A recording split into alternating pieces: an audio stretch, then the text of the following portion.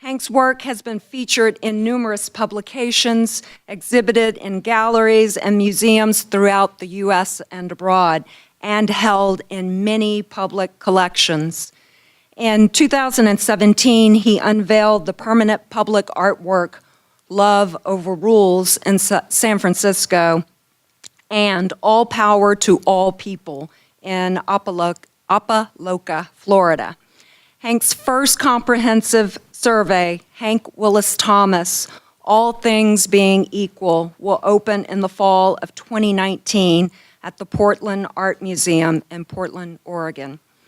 I would now like to call to the stage Jose Ruiz, the Director of Curatorial Practice MFA program, here to tell you more about the exhibition and introduce the remaining panelists. Jose?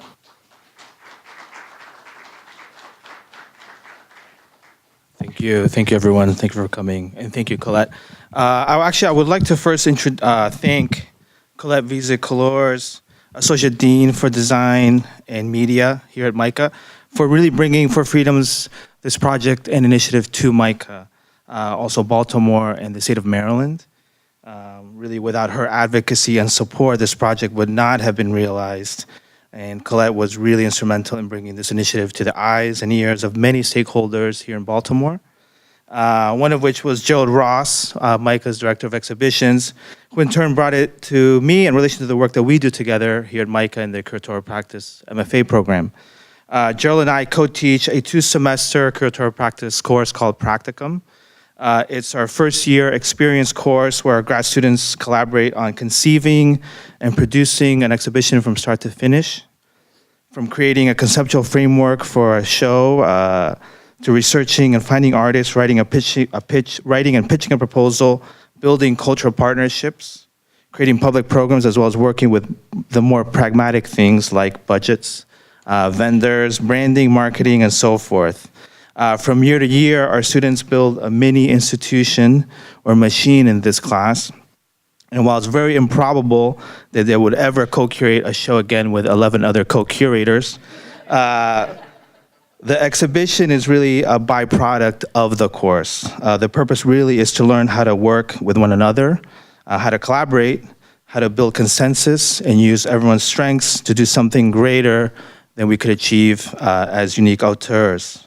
For us faculty here at MICA and NCP primarily, we never know what will happen, but we know something will happen and something unexpected will happen.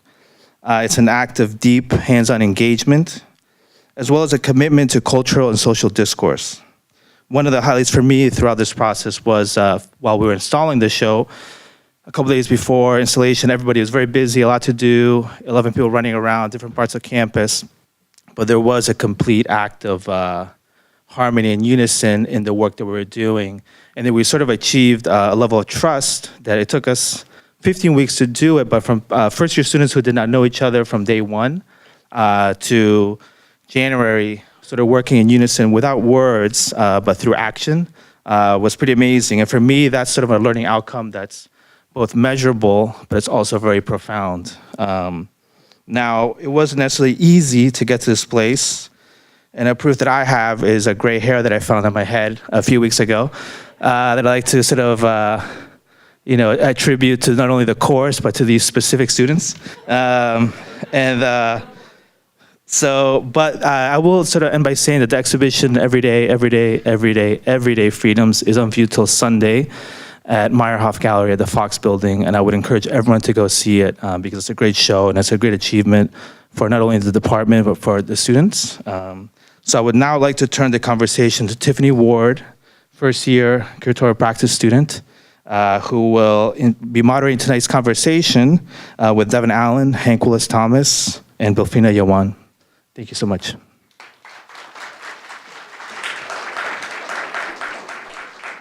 Thank you.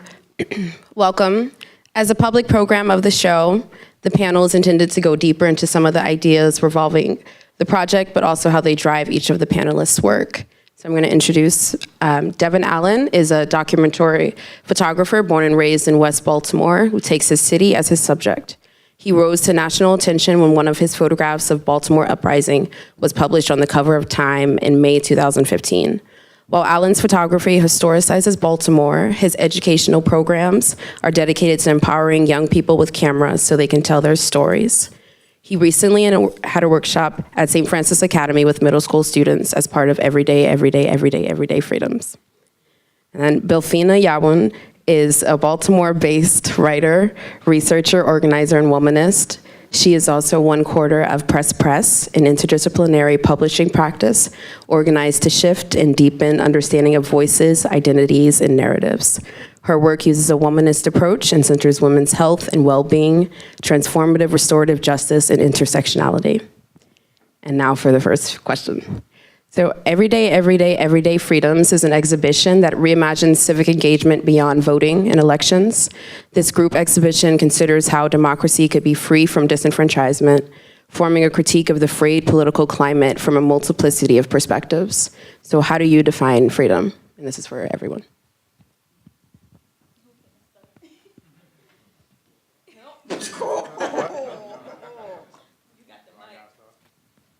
Is that on? Oh.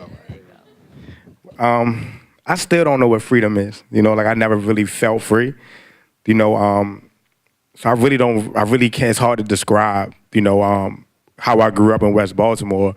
Like I always felt like I was like destined to be something, like not to be nothing at the same time.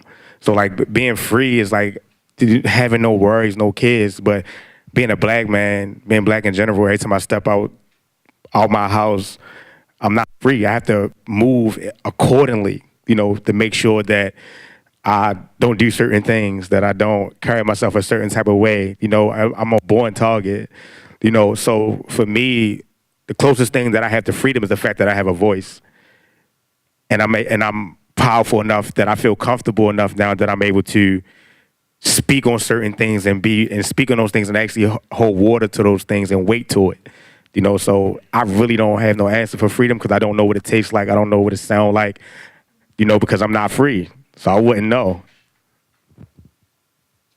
I think that, so the first thing that comes to mind is that Nina Simone documentary where she's like, freedom to me is no fear. And I do agree with some parts of what, Devin say of as oppressed people and as marginalized people, freedom is often an abstract idea, and it's something that we're constantly fighting and working towards. And often those of us who are doing this work will never get to see that part. But I think that I've been not recently, but for the past year, reframing the way I think about freedom, because I think that if I continue to think about it from a place of deficit, it places more strain on my mental well-being, and it places more strain on the work that I do, right? So to be an organizer, which is, the work that I do, is to almost believe in freedom, right? And to have a definition of freedom, because if I didn't believe in freedom and that it could exist, I would not be doing this work. And so moving it away from externally of like, what is freedom in terms of my body and as a Black woman walking this earth, I'm not free, right? But one of the things I've been doing is how can I internally be free? And so as an organizer, I constantly think about how I recondition myself and how I exist in spaces, right? So I say I take up more space. I'm louder. I'm bolder. I'm going to laugh a little bit louder because Black women shouldn't laugh a little bit louder. I'm going to speak a little bit more because Black women shouldn't speak a little bit more. And so I have to exhibit that idea of, Bilphena, are you a free person, right? And the way that you show up in spaces. And so I've been, like I said, that's been part of my definition of what does it mean to be free. And it's being able to still exist fully as a Black Liberian woman, despite knowing all of the conditions that's been placed on me, but still being able to say that I am bold as hell, I'm free as hell, I'm loud as hell, I'm unapologetic as hell, and I'm finna take up all this space. And for me, that's how I've redefined freedom. Yeah. Would you like me to expound? Okay. Well, yes, and yes. I think defining freedom is the hardest thing that any of us can do because it requires an action. in a way. It's almost like speaking your wildest dream, and that requires a lot of vulnerability. And being free is, I think, fragile because, I can't help but to always think about Bob Marley, emancipate yourself from mental slavery. None but ourselves can free our minds. And I do think there is a metaphor there that the freedom is a state of mind, and its limits are actually the limits of our creativity. I think we expect or want freedom to come from outside, but it can only really thrive internally. So I think it was when all of us were like, not me, not me, not me. You're not free. That reminds me of James Baldwin saying that no one, he said love has never been a popular language and no one's ever really wanted to be free because it comes with responsibility, if not only to liberate yourself, but to then liberate others. And that is scary and maybe too audacious. And this is the second question for everyone. What are ways that you work to achieve freedom every day in your work, and how does liberation show up in your work? Say that again. So I can digest that. When I hear the word freedom, I freeze, oh. I love the word, but it's like, You just think there's a ZE, you're like, free. Forget everything else, free. What are ways that you work to achieve freedom every day in your work, and how does liberation show up in your work? I think for me, it's my biggest thing is I'm probably my ancestors' wildest dream. Mm-hmm. That's how I feel. I feel like something happened. It was cosmic. If you believe in astrology, the universe, the powers that be was just this child is going to be born. He's going to do something magnificent. So it's all the things that are blessings to me. My biggest thing is how do I move my blessings to other people to activate them? Because art is super powerful. And I never really realized that because art was never offered to me in my community. That when you come outside, you're going to see, you either going to play basketball, you're going to play a sport, you're going to hustle or cut some hair or something like that. Or you're going to end up with a government job in a box. You never really get to explore who you are. You go to school every day and it's you're going to go to school, and then work off these student loans. If you're lucky, if you can do that. Because a lot of my friends, I was just telling her they didn't make it past middle school. So for me, I had to liberate others to say, look, take time and explore yourself. Because I didn't become an artist till I was 20, 25, turning 26. And I'm 30 now, and I've accomplished a lot. So for me, how can I free my peers and also activate them and have them take different routes so they don't go through the same things that I went through? I buried 6 friends last summer. And I'm in Asia getting calls so-and-so just got killed at a funeral, seeing somebody else get buried. So I got to come home to this because you can't choose who you love or where you come from. So for me, my work, my photography is powerful, but my actual gift is being able to activate other artists. So when I go into the community, I just left, I know a couple people probably dap me up and I smell outside because I was playing basketball and taking pictures with kids, hitting backflips while trying, but my work is the love for the city, but I'm able to really activate other artists and make them believe in themselves. So that's what I think my gift really is. So all I want to do is I be feeling like Morpheus in the Matrix. Look, camera, gun, what route we gonna take, bro? And then just activate artists and then free them so they can think freely to decide that, the streets, you don't gotta go to the streets, but art is also another route. And there's multiple other routes. But what art does is it helps you self-reflect on yourself. So with photography allows me to self-reflect on myself, make me comfortable in my skin. And in turn, it gives me a sense of freedom because I'm a little bit free from the spaces in the ecosystem that I was born into and inhabited. And now I'm able to explore other spaces.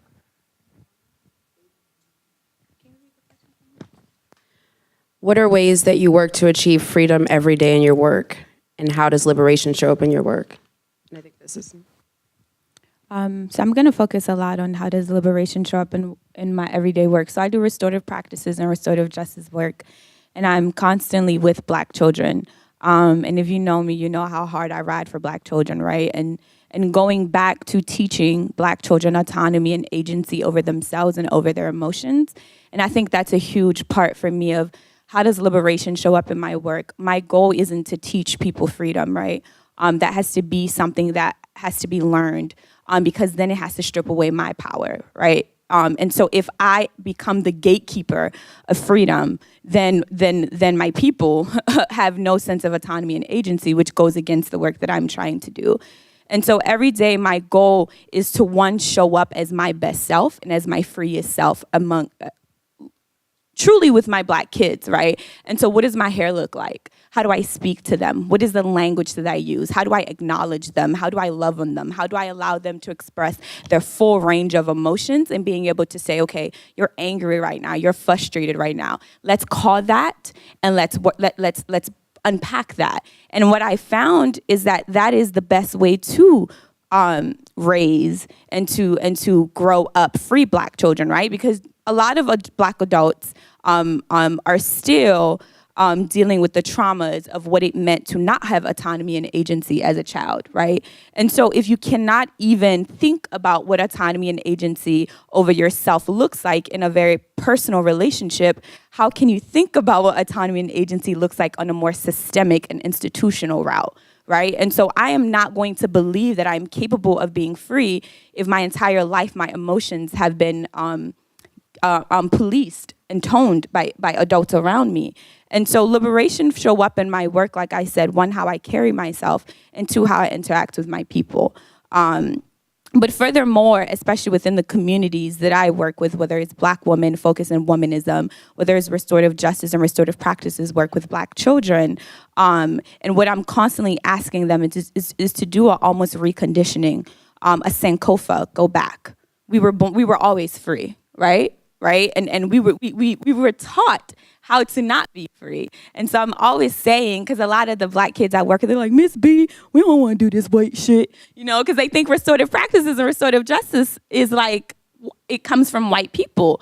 And so their idea of what that freedom could look like to say, I have a full range over myself and my body. I sit in circles all the time and I see parents, Black grandparents want to jump and explain or talk over their kids. And constantly I get in so much trouble because I'm like, baby, how do you feel? How were you impacted? How were you harmed? Express that. And I even tell adults all the time, I hold them accountable. Let's talk about how you harmed this child. And so, like I said, my work is always going from root and then up. And so I start with my babies and I start teaching them freedom in this way and their ability to confront adults when they've been harmed and confront other kids when they've been harmed. And I say, okay, how do we take this now into the bigger picture of liberation, of what it means to exist in this world as a Black person, or what it means to challenge power structures. And if we don't start there, we're going to continue keep putting out fires with adults. And so for me, there's a whole other way that I can talk about how it shows up. But that's, for me, has been the most important and critical part of the way freedom shows up in my work, is the work that I do with Black children.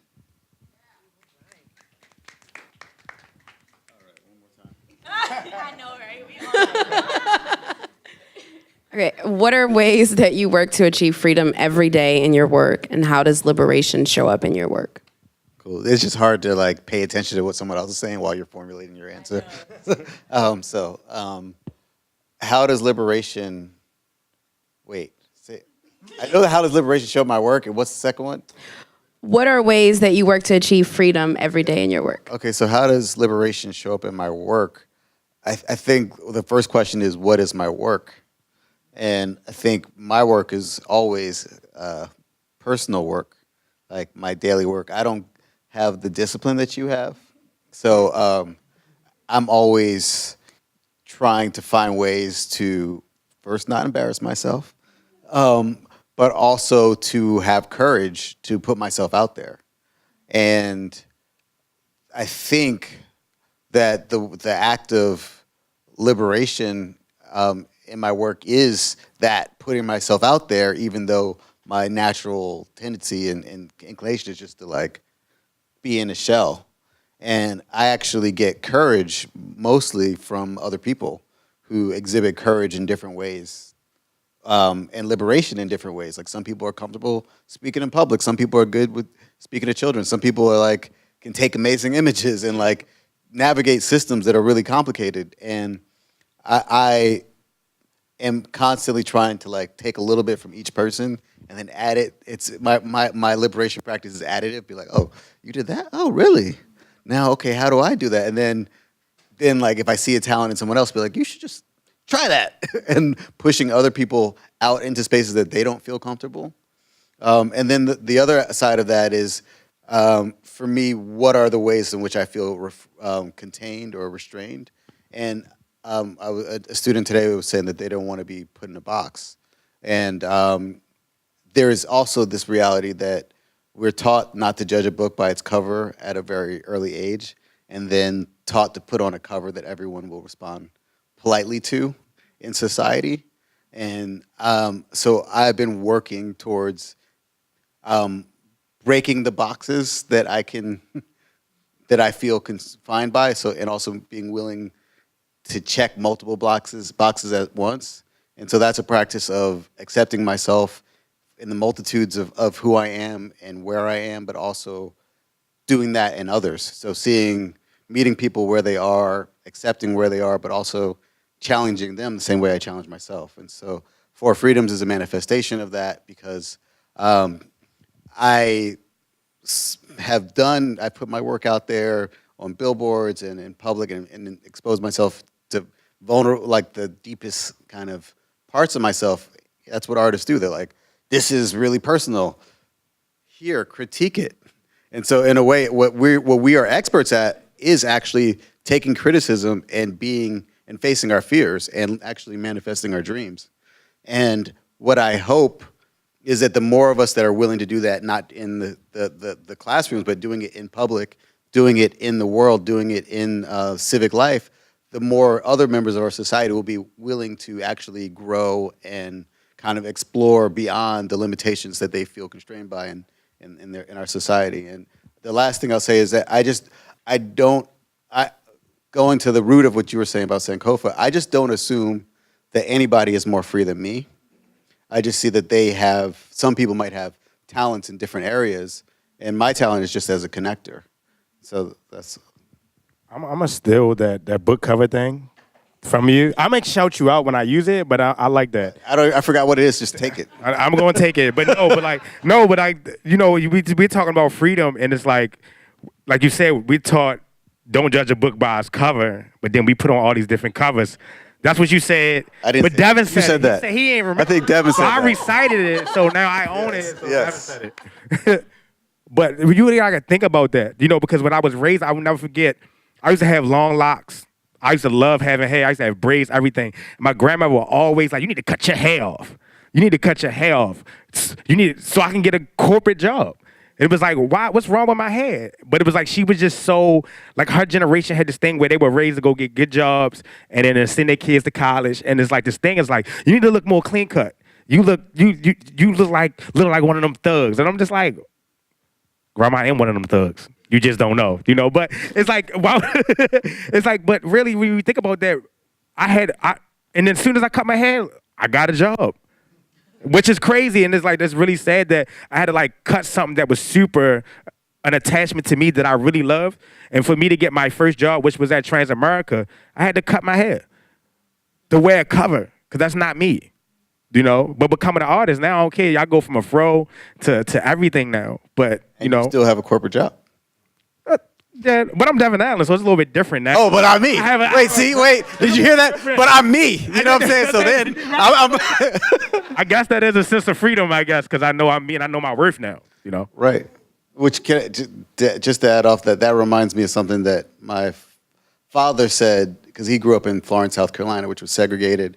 My dentist actually was inspired by my father, because he said, man, he was working on my teeth, and he was like, man, we used to just sit outside the A&P grocery store and just slap your father 5, because he was the first black person to bag groceries at the A&P. And I was like, I'm trying to imagine a bunch of teenagers saying like, wow, he's bagging groceries. And this is a dentist, and this guy's father was a dentist. And so it wasn't even about his lack of privilege because he was privileged within the community. And my father said, when I was a kid, you couldn't walk down the street in Florence and look a white person in the face. And I was like, well, did you do that? He was like, yeah, of course I did. I was like, well, did your mother do it? He said, yeah, of course, obviously. I was like, did your dad? He said, yeah. I was like, but we were different. And that is why I'm always interested in challenging those frameworks, because we're taught that people didn't do that stuff. But, my grandmother was a single mother at 24 years old of 3 and never was afraid to look at anybody in the face and speak her mind. And so this question of like how we're restrained is often a narrative that we've been taught to buy into. Not to say that there weren't constraints, but I don't think that other people weren't constrained as well. So a question for Hank is, what's next? It's a nice question. What's next for Four Freedoms? Well, Four Freedoms is a prompt.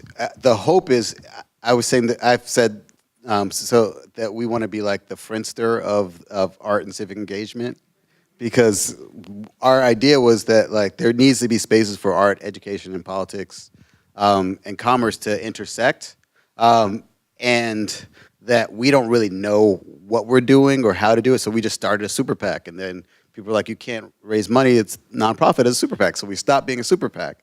And then we started to do projects as nonprofit with a fiscal sponsor. Then we are trying to become a nonprofit. But then it's an open source platform, and really the idea is that maybe somebody else will come up with the MySpace version, and then like the Facebook version, and well, skip Facebook and Instagram. I don't know, whatever.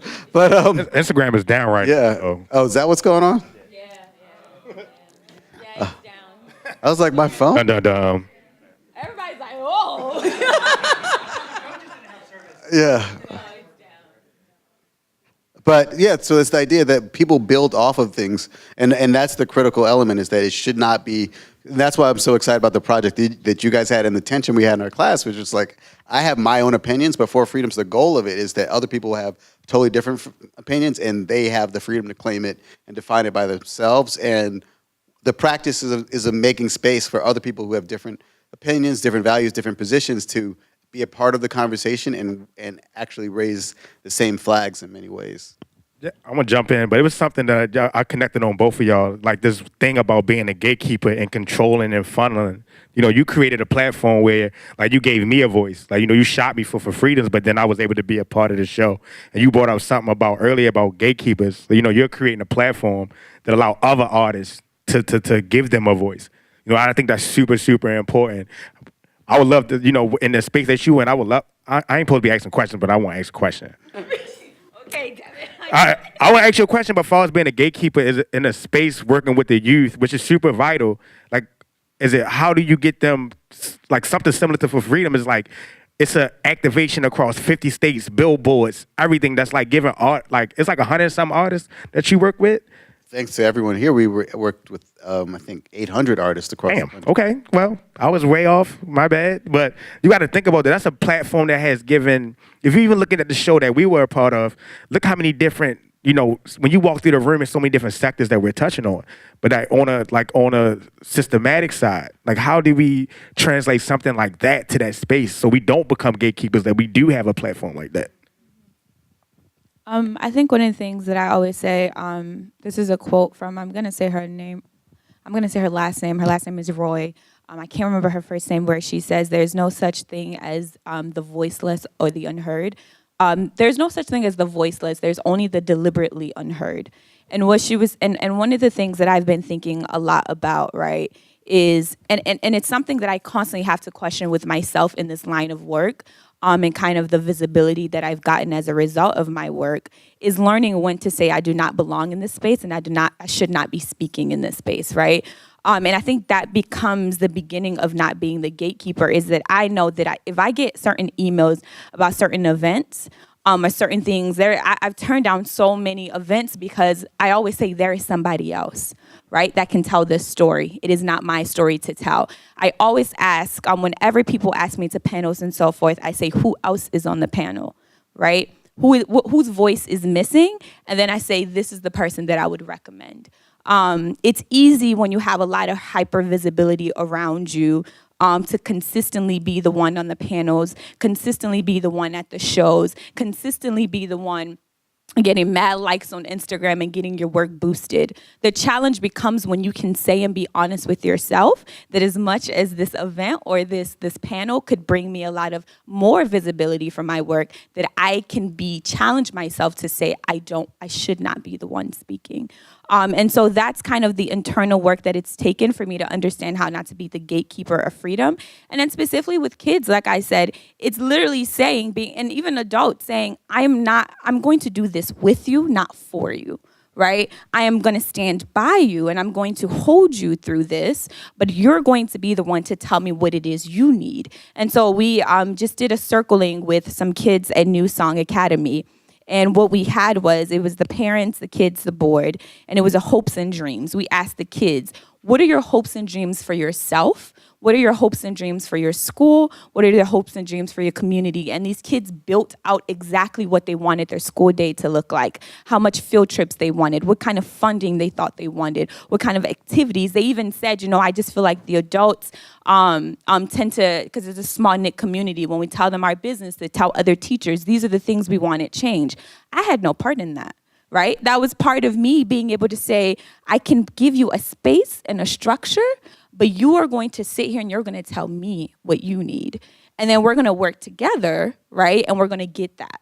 And I think for me, that's how I've been very intentional about the way that I step outside of being a gatekeeper for people, how I step out of always being the one to take up spaces, and how I can really be accountable to myself and my community as an organizer and be able to say, I'm willing to lose out on this bag, or I'm willing to lose, for real, because sometimes that's really what it means. When you do this line of work and the amount of responsibility and accountability is really being able to say, I'm willing to lose out on this bag because I should not be sitting here taking up this space and talking to this community. There's somebody better. There's somebody else. And that's just some of the things that I do, but we can talk more about it. Yeah.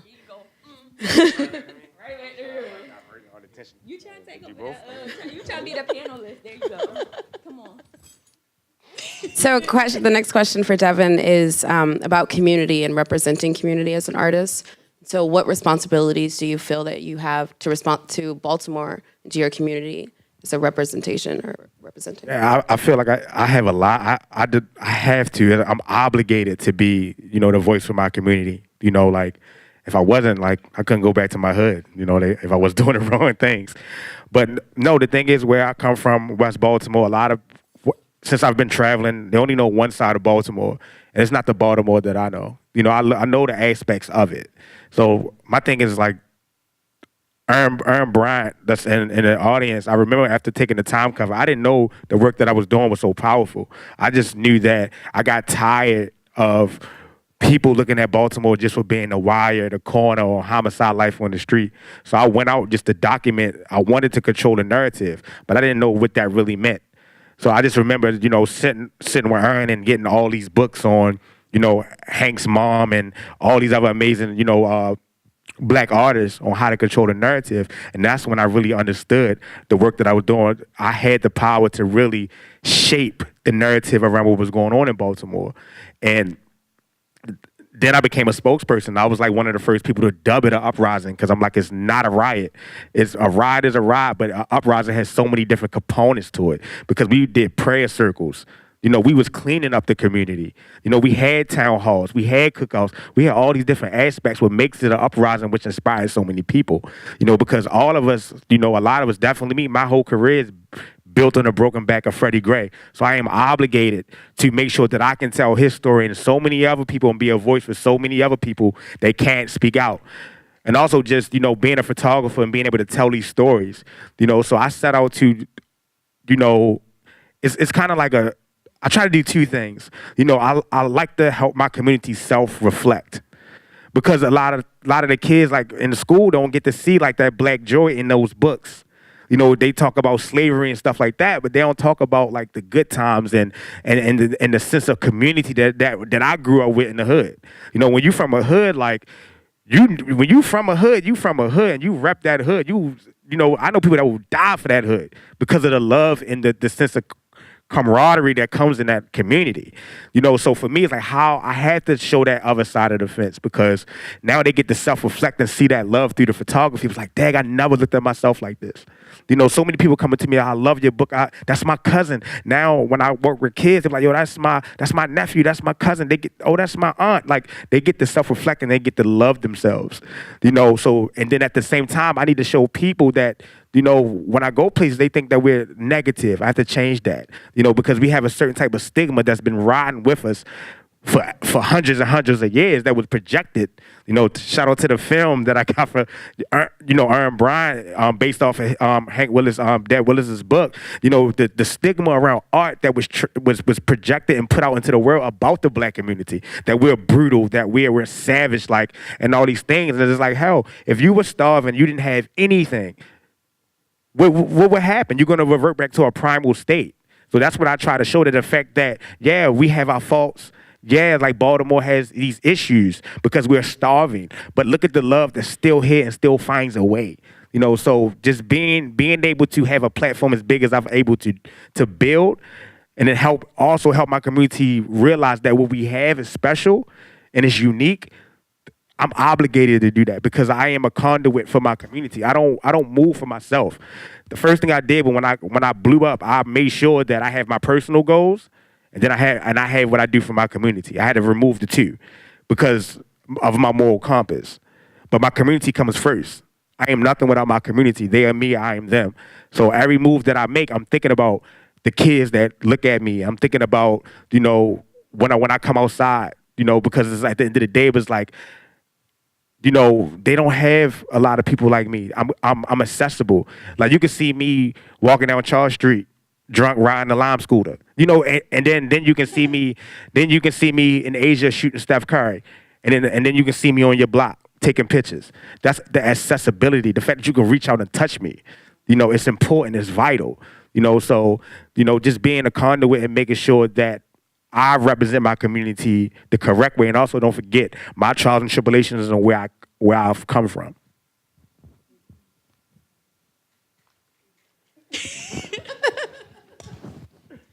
The next question is for Bilphena. So a question about, do you see yourself engaging with an artistic platform again and bridging your activism with art in the future? Oh, definitely. I've always, although my art has been different, writing was, you know, my first form of communication. Writing has always been my most preferred form of communication, and I see that as part of my artwork. I don't think that we can separate art from this. We can look at Emory Douglas, right? I always say that in every movement, all of the work that I do, I always go back to who created the blueprint. If you've heard me talk before, I always say, y'all, we got to stop reinventing the wheel, stop reinventing the wheel. Art and organizing work has always gone hand in hand. The Black Panther Party would have not been able to reach the level that they did without Emory Douglas, right? And that's something that Huey Newton and Bobby Seale, they all talked a lot about, is that Huey was able to use the political language. He was, you know, educated in law and he knew the constitutions, right? Bobby Seale had the community connection. He was the one who could calm Huey Newton down. And then we had Emory Douglas, who was the artist, who was able to create, whether it was the alphabets for Black kids, who was able to create the Black Panther newspaper, which is where they got a lot of their money from to fund the movement, who was able to create posters and so forth that you all saw. Even the whole idea when we talk about, you know, transitioning to calling police officers, you know, pigs and so forth, that started from the artwork of the Black Panther Party. And so I think that art will always be a part of the way that I organize. And art will always go hand in hand because I know our history and I know how art has always been used within our history. And I think also with that, as an organizer, I always want to find multiple mediums of communication. We have to meet our people where they are. Not everybody has time to read essays. Not everybody has time to come to talks. Not everybody has time for the academia that is often drenched within organizing. But some of us can look at artwork and see that. And I think that's why do all the Black girls have an attitude? Sophia is back there. Can you stand up real quick? I know I got you on the spot. I always want to shout out, yes, Sophia. If you've seen Why Do All the Black Girls Have an Attitude, Sophia is the master mind behind the artwork, and we collaborated on that. And so I always wanted to give honor to her, because in every space that I take up, I want to make sure I bring a Black woman with me. And Sophia is incredible. Her work is incredible, and I cannot sit up here without acknowledging her and the part that she played in that exhibit. And so in saying that, as much as the research was important, I think the artwork that was brought, I always said that I don't think that people would have had the response they did to Why Do All the Black Girls Have an Attitude if there was not an artistic element to that, right? If people, because I can have all of the stats. This is what I talk a lot about within restorative justice work, where people go into Black communities, specifically Black poor communities, and they're giving out essays and these handouts. They're like, why are y'all not coming to the events? Why are you not engaged in what we're doing? And it's like, bro, did you think about your medium and your modality that you've used to bring that? Did you think about the other ways that you can engage this community? And so I always have to think about, for the community that I work with, what is the best way that they can consume and understand the work that I do? And so art will always be a part of Bilphena. Actually, I got something coming up soon, bloom, bloom. And last thing, and I'm not trying to take up too much mic space because Hank is next. I won't get the spotlight off of me. I was sharing with Hank and Devin, I just got back from Arizona, and I was on a reservation, the Tohono O'odham People's Nation reservation, for a week building a house. And so during my time there, I was thinking about, what are ways that I can come back to Baltimore and bring these stories with me? Because I was sitting and learning from Native Indigenous people and elders, learning about the land, learning about the way that they farmed, learning about their cultures, and even the way that we built the house. It was using indigenous designs and methods. And so I decided I'm going to document this visually. And I ain't calling myself a photographer, y'all, because I'm not going to disrespect photographers. But I made the decision to document my time with the Native people visually. And the reason why is, even as a researcher and as an organizer, is I've been thinking about how oftentimes the people that we talk about, which is why I love you all's work, we don't get to see them every day. I want to put a face to this trauma. I want to put a face to whatever research that I'm doing. And so I was talking to a lot of the community members, Amy Wan, one of them. She talked about the fact that people have this outdated idea of what they think Native Americans look like. They're looking for the feathers and the long attire and people on horses, or they think that they just don't exist. And so for me, using that artistic medium of taking photographs and being able to, one, say Native American people look so much. There's so many different looks, even Black Native American and Black Indigenous people, right?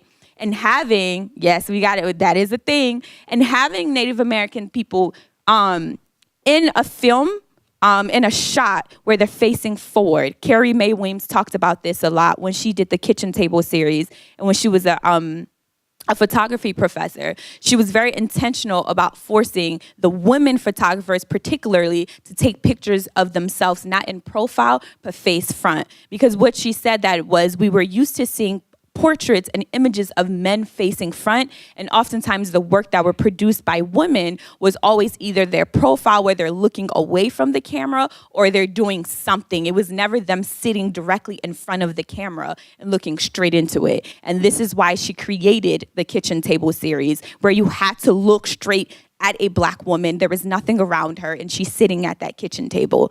And so that's one of the things I was thinking about as I took pictures of this indigenous Native people, was that I want to force whatever audience that I have, or wherever this work is able to trickle down, to look directly at Native folks and to have them face front in front of the camera and almost be an active participant of that story that I was telling. And so that was another example of me kind of, how do I merge my organizing work, because I don't consider myself an activist. I call myself an organizer very intentionally. But how do I put those two in art together to be able to find another method of storytelling? A question for Hank, and it's a follow-up on something you were speaking about earlier about critique as an artist. So I was wondering if there are some sources that have more value for you as far as receiving critique. Are there some audiences you receive critique from where it's like, that it doesn't matter, or some where it matters more and it's more weighted?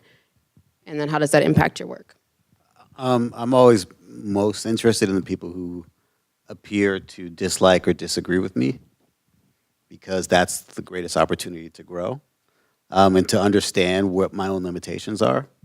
And I wanted to point out something that we often overlook about the Black Panther Party, which is their logo was actually from the Lowndes County Freedom Organization in Alabama, and thinking a lot about how that everyone is learning from somebody else. So they appropriate their logo and the method of another party, and then they just branded it better, basically.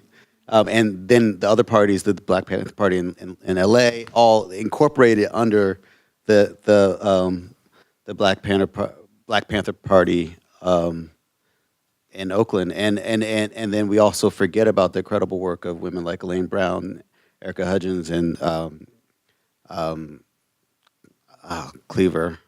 Kathleen Cleaver, among others, and that it's never really one of the issues that I've always struggled with is this idea of a leader, because power can always go to someone's head, and everyone has the limitations of when you're seen as the person who knows. There's an expectation that you know, but most of our actual area where we have the capacity to lead is like birds. They do that. What's the thing called when there's like the leading bird, and then they take their time to go to the back, and then another bird takes it, and everyone rides in their wake. And with For Freedoms, what our real agenda is to not have a leader, because leaders get, as we know, they get killed, they get corrupted, they become problematic, and then they become the problem, not the thing that we're originally trying to challenge. And so for me, my real tensions with, like what I was saying, I'm worried about, because I want approval. I want people to like me, right? So I'm like me, but I'm also very, I just don't know how to I can't get right. So there's also this way of doing both at the same time, but then being like, oh, we're not connecting. How do we both accept that we may not agree, but we can also appreciate the value that comes with not agreeing? Because usually I say us is them and they are us. That's what, because a lot of times the people who aren't like us are the ones that we want to move away from, but the same things that make me want to move away from you because you're not like me are the same things that are probably repelling you from me. And so then we already are in connection and in conversation. And so we're actually not nonpartisan as For Freedoms, we're anti-partisan, because this idea of the left wing and the right wing as we know about race and gender, they're systems that are divide and conquer strategies that then we just fight within these boxes that are set up for us to have enemies.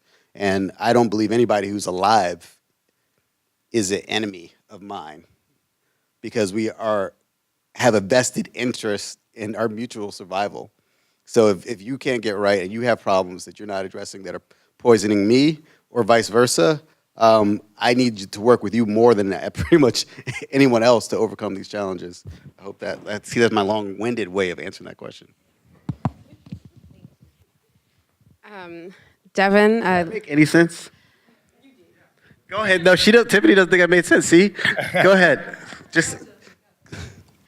And then, Devin, maybe you can build off of her critique of what I'm asking about critiques. I think I wonder if focusing on the critique of people who don't like you can make your work can change the quality of your work or make it more antagonistic. I don't know. I don't think my work I don't think of it. I'm not an antagonist, so I don't think of it as antagonistic.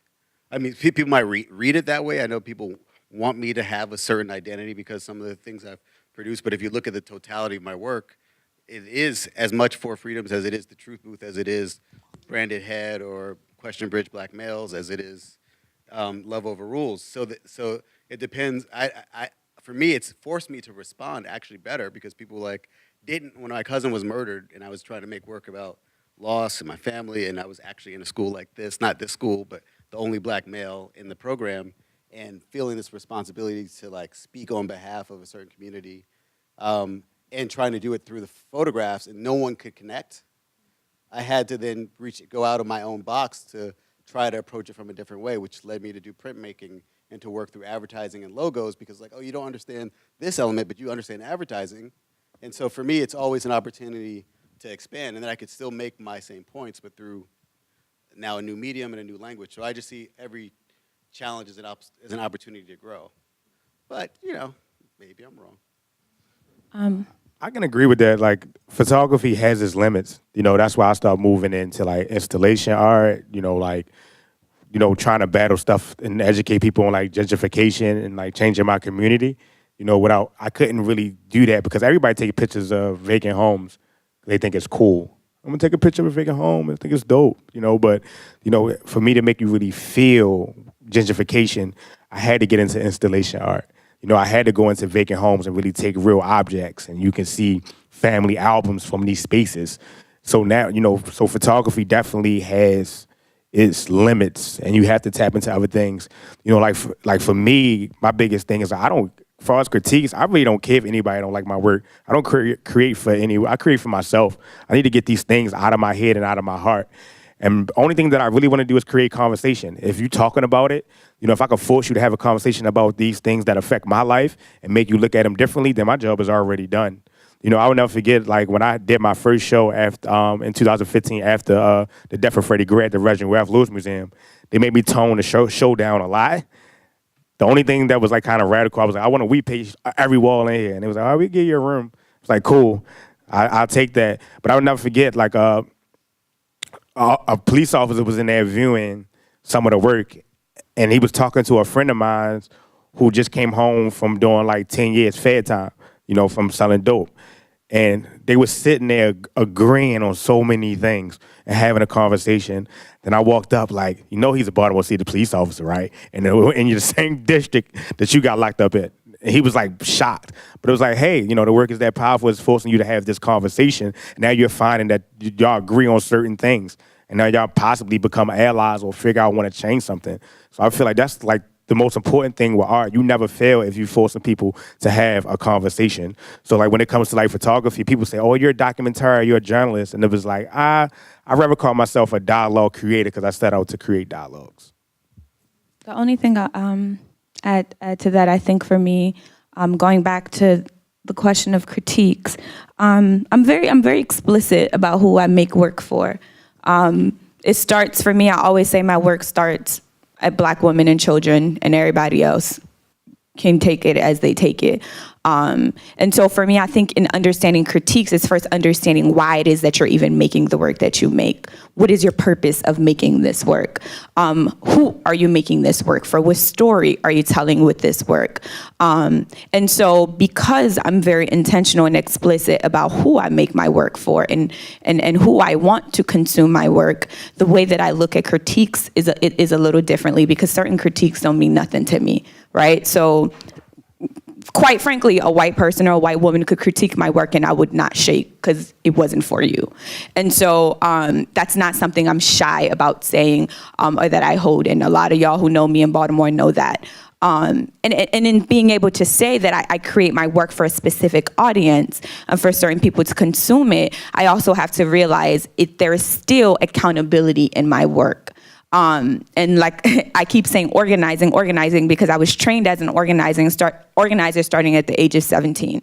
And so everything that I do is like built in organizing. But while my work is I've created my work only for a specific group of people, and I mainly am only concerned with how those people consume it, I'm also concerned about how I may harm my community with my work. And so I think a lot of artists, a lot of Black artists, one of the biggest things that I've critiqued people on is this trauma porn thing, that ride, train, whatever you want to call it, that people are on, right? So in order for you to consume my work, I'm going to put in as much Black trauma as I can and sensationalize it. And here's like, boom, here you go. Here's my trauma, here's your trauma, here's your grandmama trauma, take it and go. And so I'm very mindful, because even when we think that we're creating work for ourselves, oftentimes we're creating work as a way to explain our humanity to those who are oppressing us. That is not where I'm at with my work. My work is I'm not going to do trauma porn because I don't need people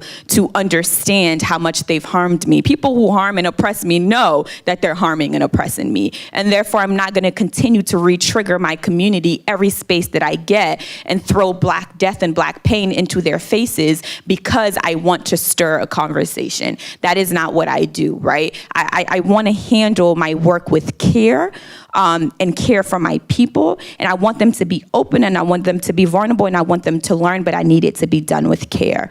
And so that's kind of how I look at critiques of my work, and then thinking about who can I go to within my community. This is why I always say is that artists have to, at least for me, have to have grounds within the community. Who are the elders that's gonna check you if your shit is looking lopsided or raggedy? Right? And so a lot of artists don't have that. They don't have a community to answer to.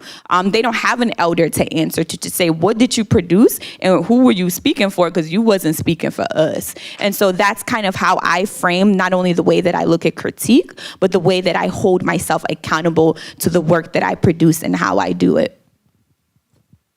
Thank you.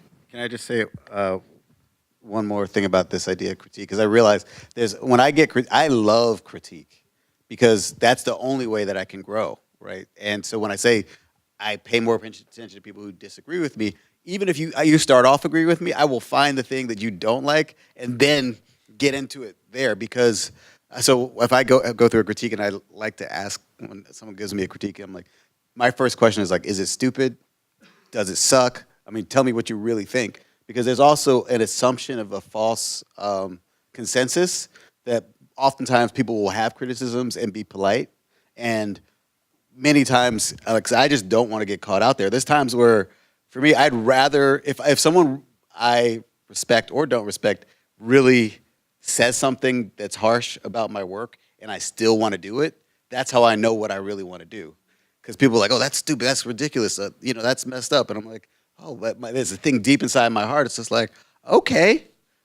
And so when I go out into the world with it, I'm like, people will, because I've done a lot of work that's got critiqued in public, but I feel really strong about it, because like I did a project called Unbranded, A Century of White Women, and it was like, what do you have to say about white women, about a century of white women? And I don't know, but I felt I needed to, and so there's this thing for me of like, it's really about my own criticism that I think that I wrestle with, where I'm like, because to grow, we always have to take risks, and my safety is knowing the level of risk. And when I don't do that is when I think I become, So that's I hope that makes. So then, this question is mostly for Devin and Hank, as far as audience and critique. So I wonder if, like, there's a work that you have that's specifically referencing, like for Devin, Baltimore City, or like people who grew up next to abandoned houses, or Hank, and you're referencing like the Black female American experience with like an A&I woman sort of work. What value of the critique from those specific people? What is the value, if there is critique? For me, it's like, it's not really no critique for me, because I'm documenting. If you like look at my book, a lot of these are my homeboys. They never had somebody like walk around and want to take pictures of them.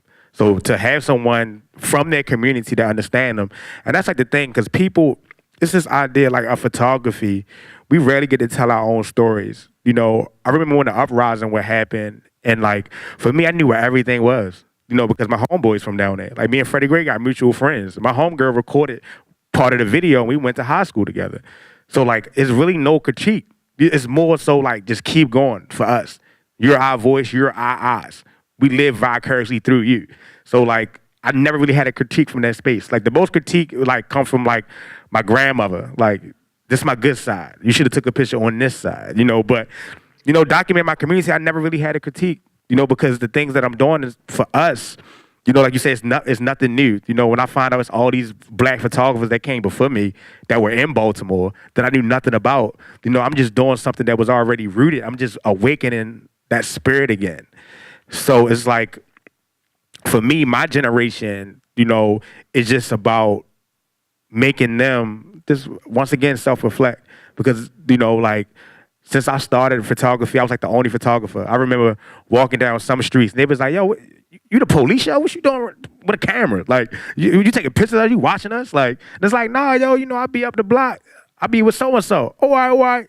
You do music videos, you do rap videos? It's like that type thing. So I never really had any critique because I'm from the community, and it's something that as an artist, I do struggle with.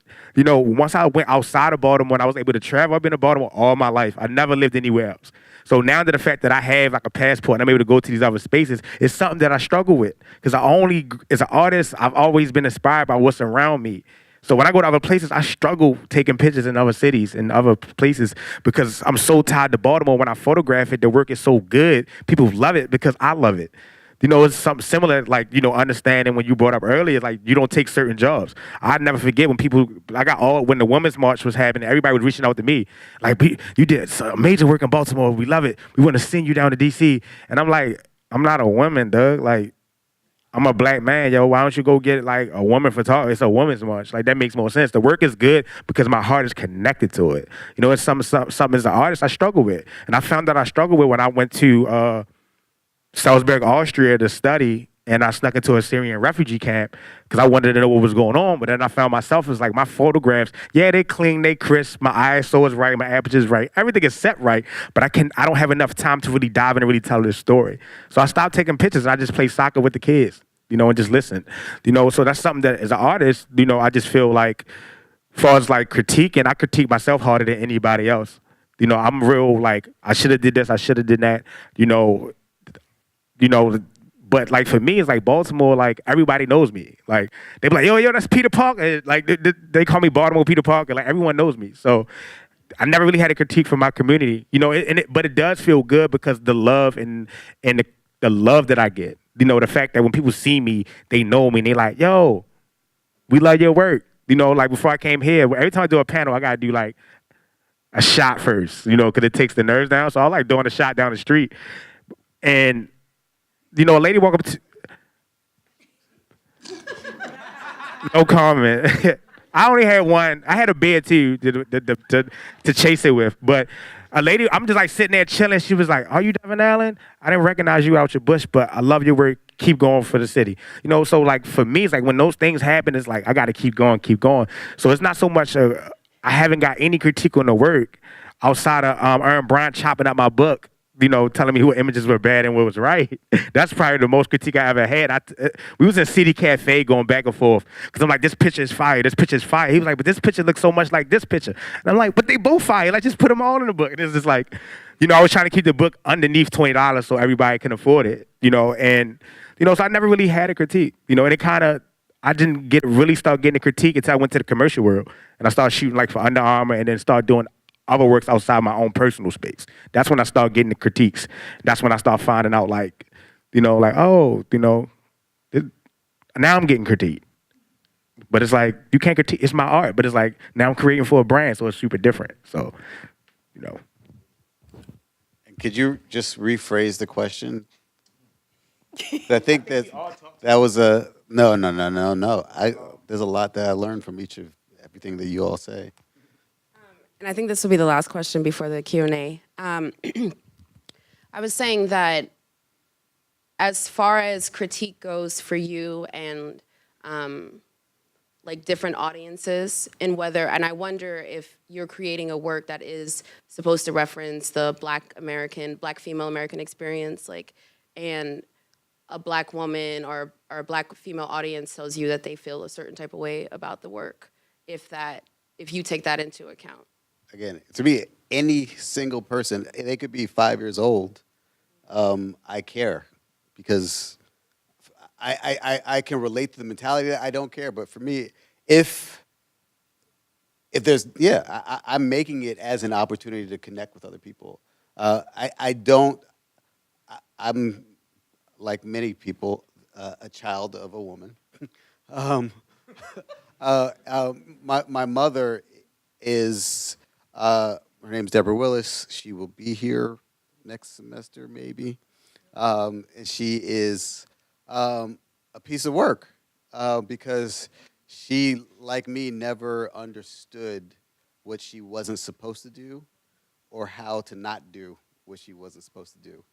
And so this field of black photography, et cetera, didn't exist because, and it was born very much, not just her, but there were like photographers like Moneta Sleet and Gordon Parks and James Bandersee, and she found hundreds more black photographers specifically that when she decided to focus on it, just on her curiosity as a student, she was really building a field, you know, when photography wasn't even seen as art. And then, especially as an African-American woman, you weren't supposed to be an artist and or a photographer. That's a double negative. But she saw beyond what people expected were her limitations or what she could or should be. And my interest in people like Sojourner Truth, born in 1815, you know, sold into slavery, having children sold in New York,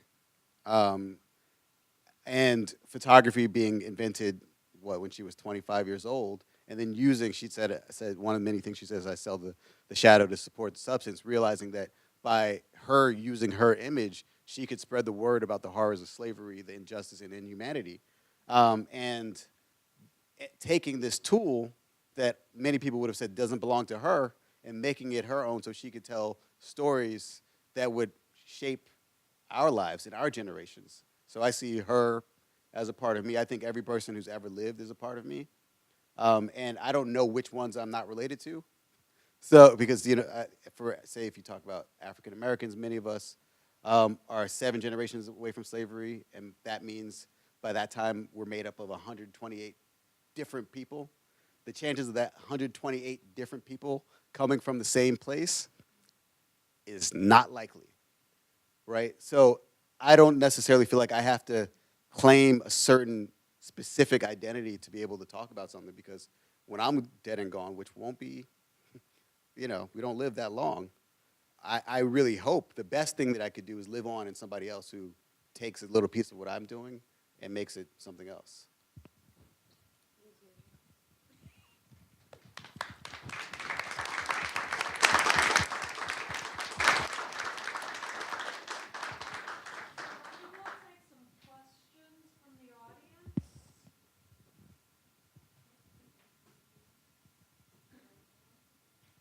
No?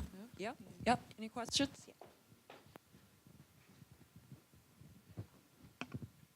Hello. Hi,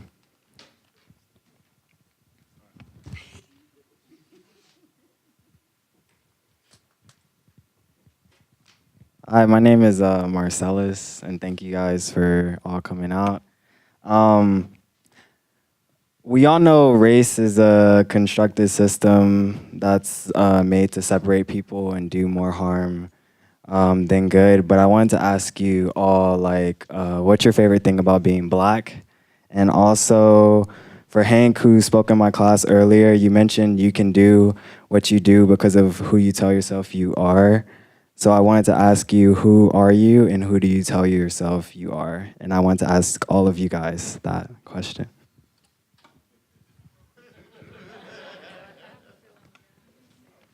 That's petty. Like, why do I love being black? Or what's your favorite thing about being black? My favorite thing about being black, Yeah. I got rhythm. Like, I can move. It's like, no, but I love it. You know, I love where I come from. I love, like, a lot of people look at it, but, like, we just beautiful. You got to look at, you know, the trials and tribulations and how we're just so strong. And we're like, we're so effortless. Like, we're just, like, divine. Like, it's just, you know, we have something. We have the spark. And then it was just, like, I didn't really realize the spark until, like, I started traveling. And when I went to, like, Tokyo, they was dressing. They had a mouth full of golds. And it was just like, you want to be black, don't you? I see it. You know, and then I went to, like, Seoul. And I'm like, I'm in Seoul, Korea, you know, and Jay-Z dropped 444, and we in the club getting lit. It's like me and a whole bunch of Koreans like, yo, this Jay-Z joint is lit. And I'm like, yo, being black is lit. Yeah, I honestly believe African-American culture is one of the most influential cultures on the planet. You know, it translates to so many different spaces and inspires so many people and has inspired so much. You know, like, who wouldn't want, I love being a part of that, you know, and when you really think about it, we have all these different, like you said, we are touched by all these different spaces. We're not that far from slavery, but look at how much we were able to retain from where we come from and also create different things from it. music, dances. Think about it. Like, we made the nay and everything else. Like, we create so many things, so many dope things. It's like that we have like that divine spark as creators, and I love it. And you had another question after that. Oh. I just want to get everything out the way so I can just give both of these mics away. My other question was, Hank had mentioned, like, earlier in my class, you can do what you do because of who you tell yourself you are. So I want to ask you, who are you and who do you tell yourself you are? Yeah, like being a person that growing up, I thought I had to be a certain type of way. I didn't really find myself. Like, I also tell people, like, that saying, you can't teach an old dog new tricks. Like, that's bullshit, because like I didn't know who I was until I was like 24 years old. Like, I didn't plan my life past 21. I thought my thing was like, all right, I'm going to hustle. I'm going to get a lot of money, and then somebody going to kill me. And my funeral, and then I just know all my homies better get T-shirts. Like, and my funeral better be lit. That was my reality. And I had a daughter at 19, and it was like, I don't want to go out like that. And I reinvented myself.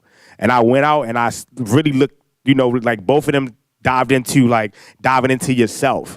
And I like took us, like, and it's like, you gotta think about, I'm in the hood. Like, I'm growing up, all my homeboys are dope boys, riding the foreign whips and doing all these things. And it's like, yo, no. I had a homeboy that hit me to poetry, and I ran with it. And I dived into myself, and I was like, I'm gonna be an artist. I'm gonna build this brand, and I'm gonna be one of the, I remember YouTubing black photographers, and Gordon Parks popped up with the slick back hair and that pipe, and I say, yo, this dude is slick. I want to be this dude. And you fast forward, I manifested that, and I'm the first Gordon Parks fellow along with my counterpart. And shout out to Hank for being a Gordon Parks fellow too. Super dope.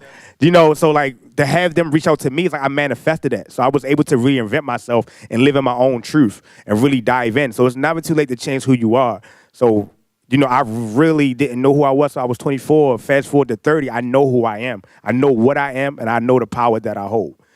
So like now it's just about like, now that I know who I am, how can I help people realize who they are and tap into them too? Thank you. And so I also hope that Tiffany will answer these questions. But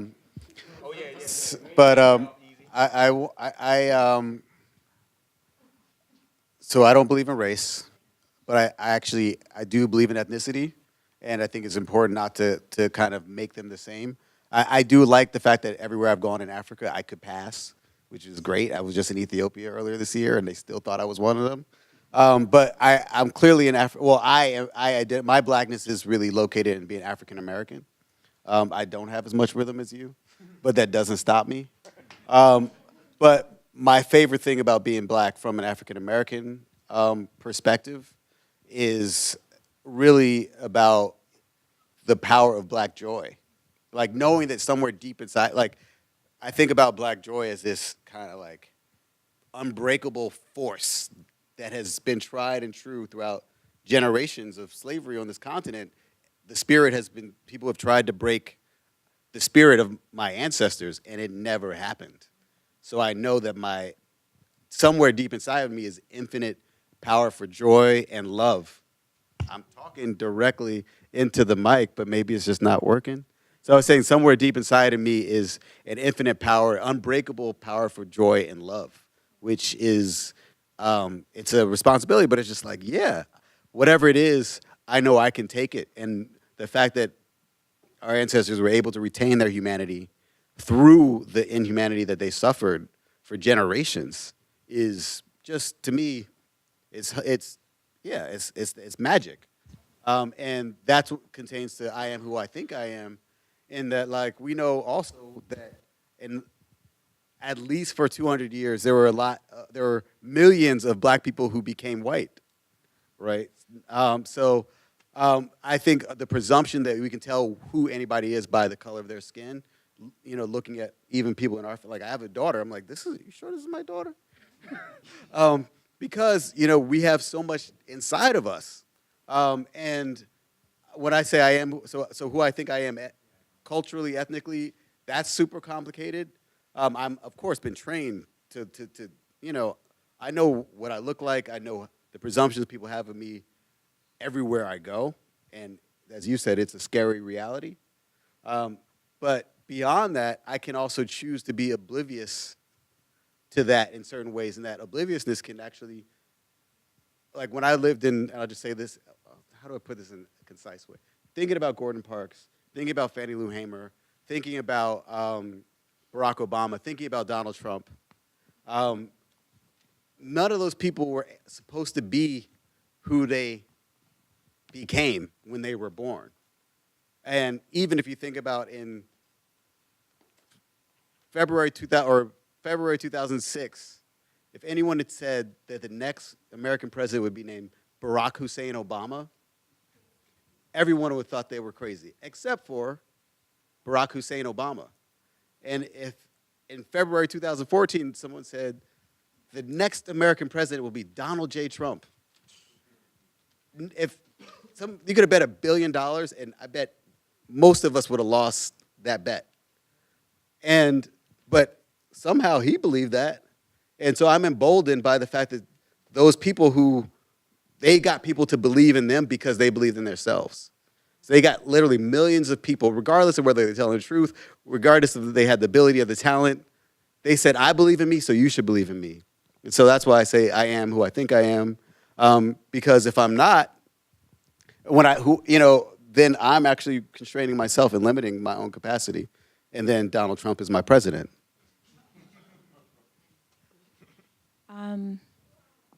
I think what I love the most about being Black is that we're such a connected people, even when we think we aren't. I was recently, hi Celia.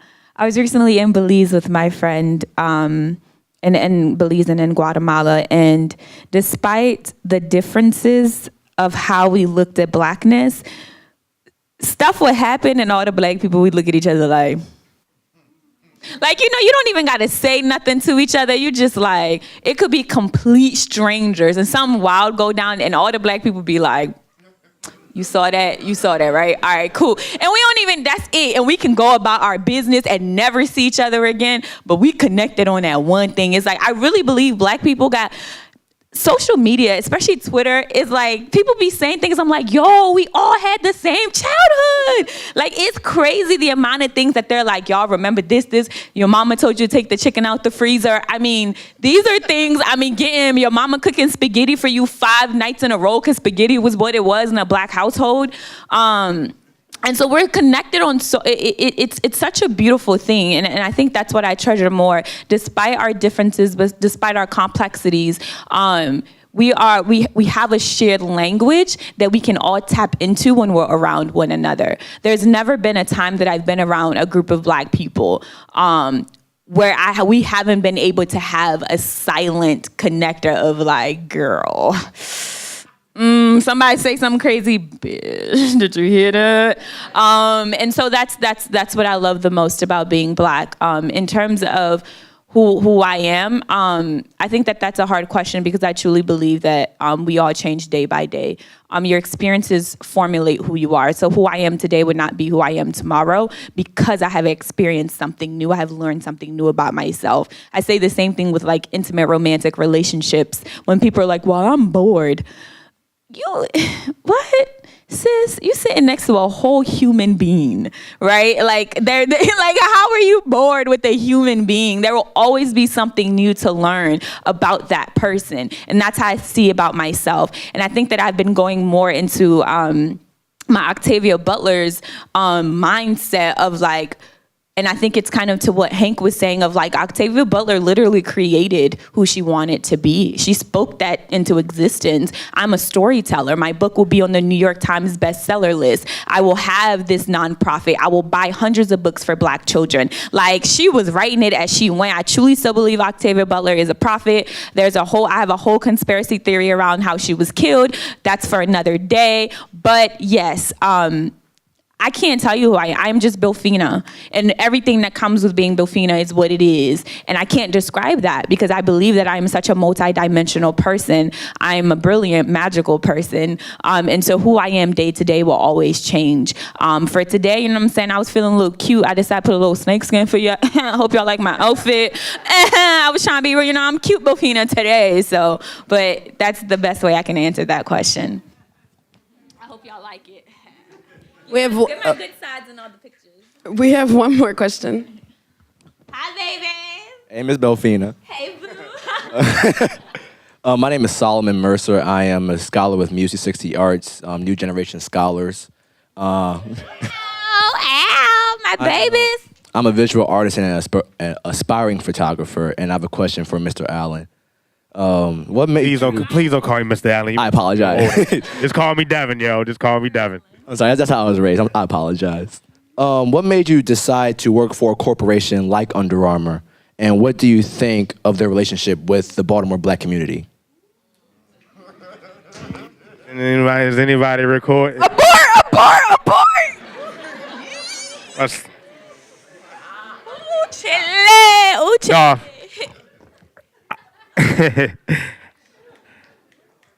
Don't be snapping, because this is about to get deep. Say no. It's simple. I'm very big on affecting spaces, and I remember after the Time cover, Under Armour tweeted me, and around the same time, Nike reached out to me. You know, I could have been Kaepernick, you know, just kneeling in a different space. But I ran with Under Armour because they was in my backyard. So when they reached out to me, you know, I was like blown away by it. You know, but at the same time, when you think about Under Armour and you think about black people working at Under Armour, they always assume that you work in the factory. You know, and that's a fact. And when I remember going onto campus, there's not a lot of black people there. You know, even in my department, there's not a lot of black people. But my thing is, I love challenges. So the thing is, it was like, I don't know anything about this corporate side, so I went to Under Armour to learn the corporate space as an artist, which is very important. It has helped me navigate a lot of spaces by knowing the corporate side and everything that goes into that space as an artist. You know, I feel like a lot of artists do like that understanding that corporate space, understanding corporate structure and how it moves. So when I went in, I just freelanced, and I asked for a job.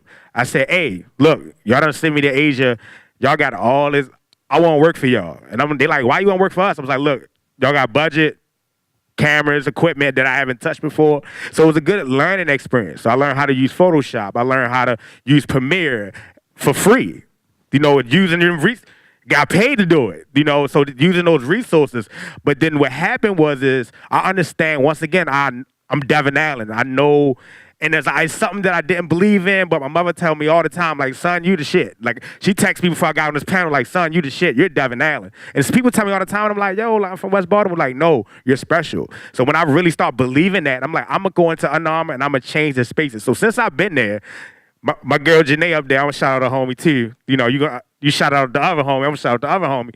My people, Janae, you know, out there too, and she'll tell you, since I've been at Under Armour, I was able to get other artists in that space.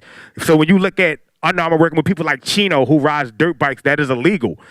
Who worked on that? I did. If you look at Tank, Javante Davis, who worked with Under Armour, who helped pitch that? I did. So it's about going into spaces, understanding your power, and then also being a virus and affecting those spaces. So let's say if it did bother me, and I'm like, I ain't working for Under Armour because blase, blah, you know, no, it would be totally different. But now I went in Under Armour with the mindset that I'm going to go into this space and I'm going to affect this space, and I'm at this space, I'm going to bring more people to this space. So since I've been at Under Armour, I was able to use rappers like Soda.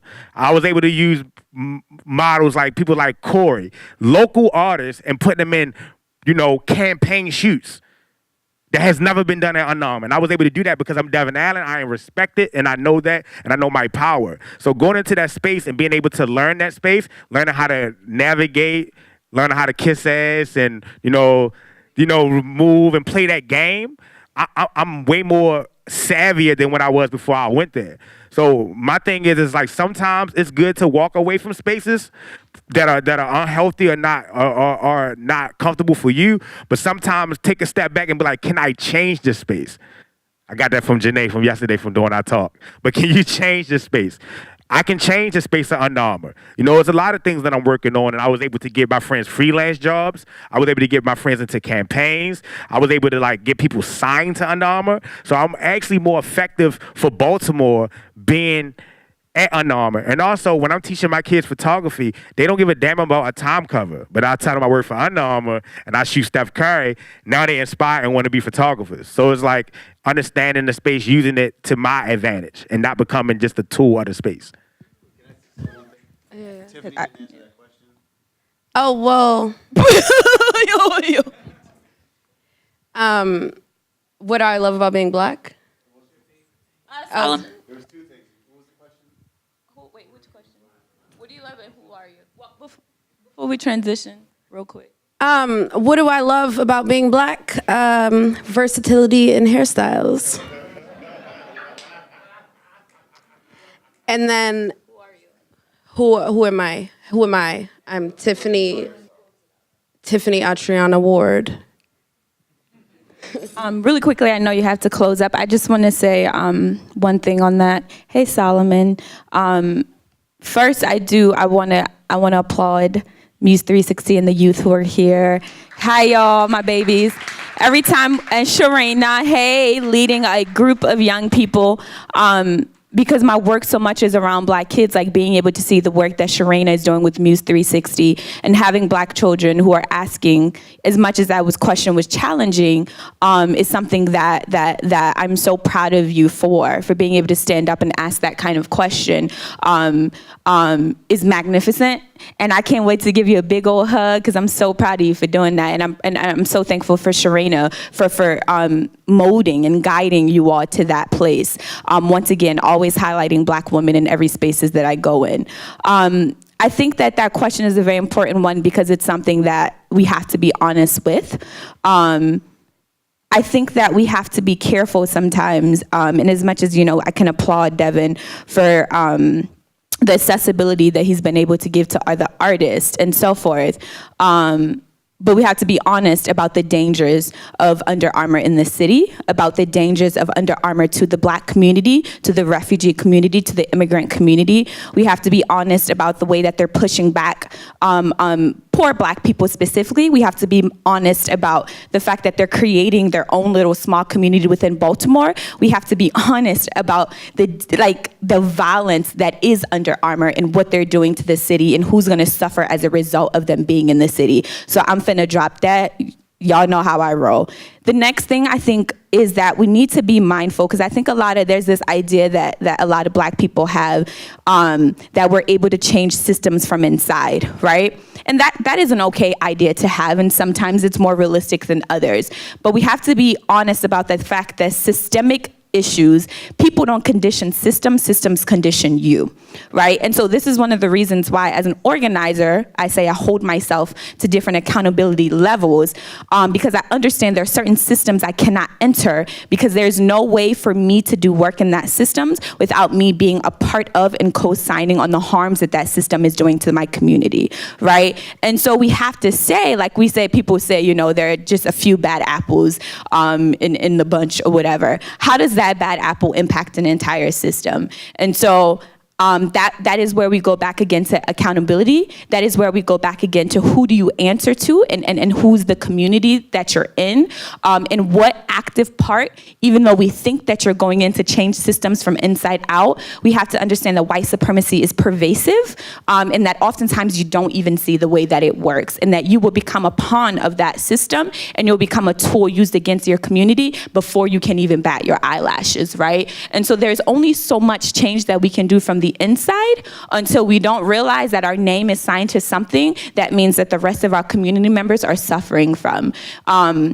And so it's great that you got the job and you got the gig and so forth, but what about the other people who are being pushed out of their houses? What about the other people who don't have access to that job? And so that's one of the things I've always wanted to push back on and challenge on, is what it means for black people to enter certain systems and think we're changing it from the inside out, and really, baby, you ain't doing nothing, But that's a different systemic. That's Baltimore, though. You think about Johns Hopkins and University of Maryland, all these spaces, people still attend these spaces, they still go to school, they still pay that tuition, so it's just like, at the end of the day, I agree with you perfectly. I've had conversations with Kevin Plank and everything. My thing is like, my idea is like, Under Armour's not going anywhere. It's not. They're very powerful, but it's like, at the end of the day, if I'm able to get more people in that space to get to these platforms, to like at least have something to say in that space, and I'm able to be powerful enough to be like, look, y'all doing it wrong. I agree with you 100%, but I'm just one person. You know, so at the end of the day, it's like when you think about those institutions and you think about like what University of Maryland is doing to like one of my neighborhoods and how they're changing the bottom of Baltimore Street. They just literally put up some nice buildings right next to the projects. But it's like people still go there, they still everything. So it's just like at the end of the day, it's like, what can you really do in being just one person? You know, like you could just try, you know, like I think it's at least trying. That's what I'm trying to do. You feel me? So Thank you, everyone, for the panel. Thank you, everyone, for joining. I know. I would like to remind everybody that the exhibition Every Day, Every Day, Every Day, Every Day Freedoms is up until Sunday, March the 17th. So if you have not seen it, get over to the Fox Building, Meyerhoff Gallery. That's 1301 West Mount Royal Avenue, and make sure you see the exhibition. It's phenomenal. I'd like to thank the panelists. I'd like to thank Tiffany. You guys are amazing. Amazing.